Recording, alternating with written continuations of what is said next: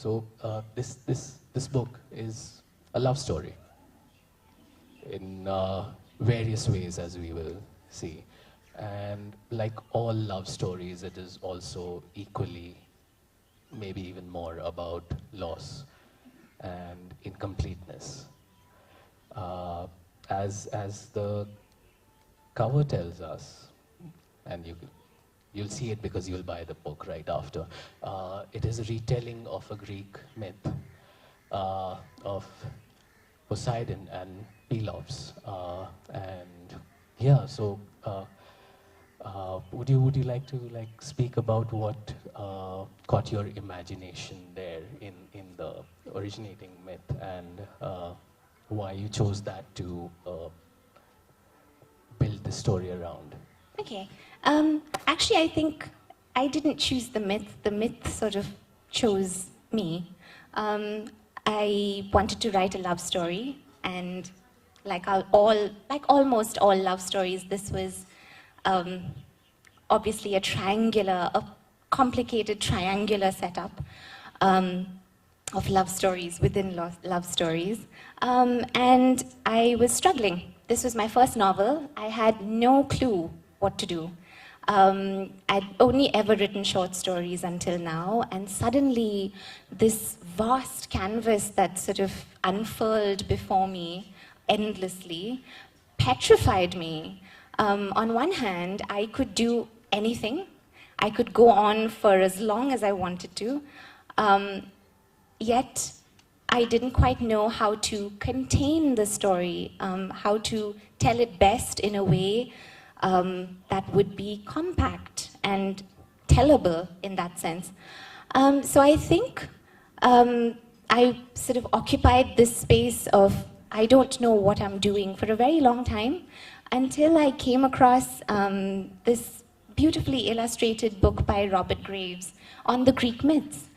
They were on sale. It was the only time I could afford them. And I picked them up and I thought, this is beautiful, this is splendid. And the Greek myth that Seahorse retells is not one of the big ones. It's not the ones that you hear about and you're familiar with. It's actually quite a small little story. And like Rahul said, it's about Poseidon, the god of the sea, and his relationship with a devotee named Pelops. And like most Greek myths, it's quite deliciously gory. Pelops is killed by his own father and served to the gods as dinner. And the gods obviously are enraged by this, and they, throw the stew into the cauldron, and out emerges Pelops, reincarnated, resurrected, and Poseidon, seeing him, falls in love. He's beautiful. And he whisks him away to his underwater kingdom, and then the story sort of unfurls. And I read this little myth and thought, I could do something with this. It gives me structure, which is something that I was really struggling with while writing the novel. And so I fleshed out the story according to the myth. But by the end of it, I think the thing that I learned is that you can take a myth and you can take a story like that, but you have to make it your own.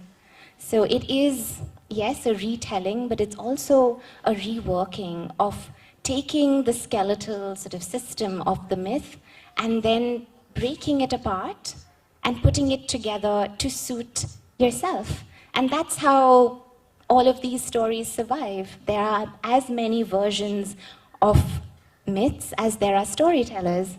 And I think it's really important that at the end, it was made my own. Yeah? And I find it interesting that this is not what you started out with. And I'm always curious about process. I feel that it's the most productive way to talk about any art. So what I'm curious about then is, where do you start from? How did you, what was the first thing that made you think, okay, I'm going to write this, and this is a novel, or? Okay. Well, I think Fitzgerald had a really interesting thing to say about short stories, where he said that if you can latch on to an emotion, you can craft a short story around that. But I don't know if that works for a novel. For me, for Seahorse, it was an image. It was an image of two people standing on the seashore, looking out to the sea and talking. And I knew that spoiler alert, I knew that that's how I wanted the book to end. So I sort of knew the ending before I knew the beginning. Yeah. Was it always going to be Nem and Nicholas looking out to sea at the end? It was always going to be Nem and Nicholas looking out to sea at the end.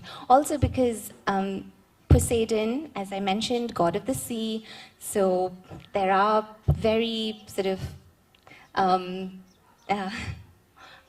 hoping not very obvious references to water, to the ocean, to all of that scattered through the book. Well, yeah, I hate to break this to you, but water is everywhere in your book. So it's and quite not obvious only this then. one, but even in the previous one. Even in both.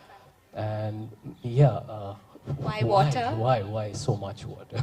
I come from Shillong. I mean, it's close to the rainiest place on earth. There's a lot of water.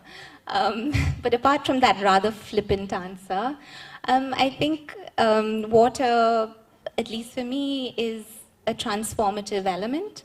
It can exist in so many shapes at the same time.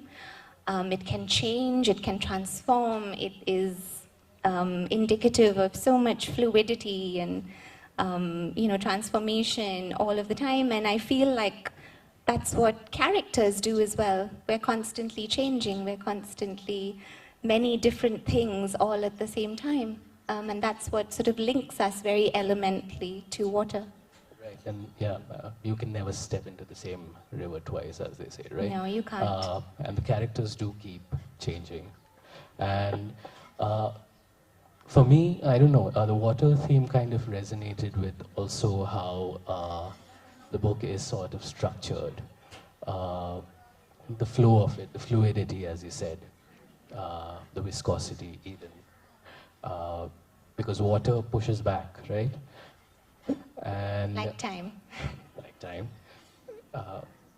And yeah, so the structuring process of this, I mean, I find it remarkable how closely it resonates with the themes of the book. The incompleteness, the lack of closure, the fluidity, as we've already said, characters who appear for a while and then just go away. It's kind of like life, obviously.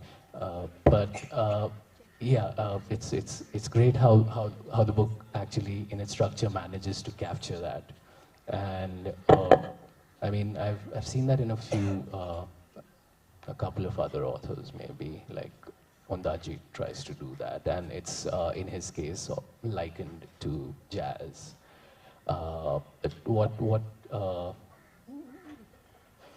What made you choose this, or how did it choose itself, this sort of form that you eventually found? Okay, so Seahorse, rather than a linear narrative, sort of tends to circle. It's more like a spiral. It starts some way and then it sort of goes back and forward. So it is, as Rahul said, rather fluid. And it wasn't like that at all. So I had 3 versions of the novel, draft A, B, and C. And no, they sort of evolved from draft A to draft B to draft C. And they were all very neat.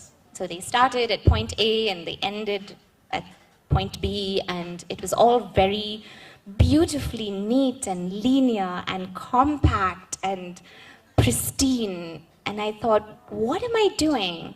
I'm writing a book about time and memory and how slippery these things can be and how they slip and slide, and we inhabit lots of time zones in our head all at the same time. We can be right here thinking about 10 years ago. We can sort of move in our heads through years of our lives.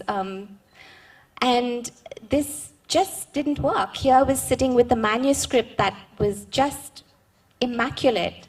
And so it was almost like taking a perfectly formed Grecian urn, a beautiful vase, and throwing it to the ground and just smashing it to pieces. And then putting it back together as best as I could, because that's a bit like life. It's messy. It's not neat and resolved and concluded. There are bits missing, and there are bits that you'll never find again. You constantly lose people and meet people. You constantly encounter new places. You move away from places. And I thought that the way the novel then restructured itself in a more messy way actually was more like life. And there's a word for it, isn't there? The beauty of broken things. Yes, kinsokurai, right. which is a Japanese term for a process of repairing artworks. So the Japanese believe that if a piece is broken, a ceramic bowl or a vase is broken, you don't throw it away. You melt gold and you mend it, and you believe that the piece is more beautiful for having been broken. And I think that's a lot like all of us, that we come with all our brokenness and we come with all our failures, and that makes us more human. Would return.